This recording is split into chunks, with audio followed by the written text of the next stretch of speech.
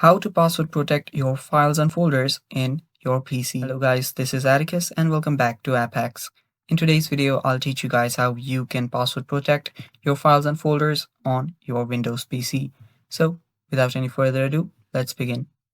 First, let me just put some few files inside this folder right here. Now I will set a password for this folder.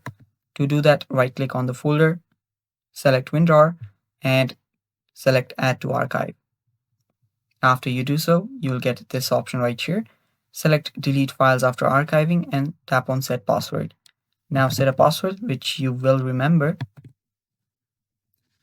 Now after you do that, if you want to encrypt the file names, that's completely fine.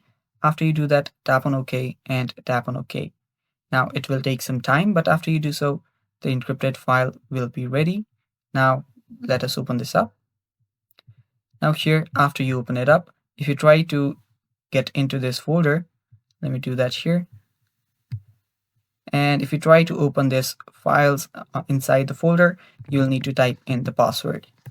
And after you do that, it will open up. And that is basically how you do it. And that is all for this video too. Thanks for watching. Stay tuned for more and bye-bye.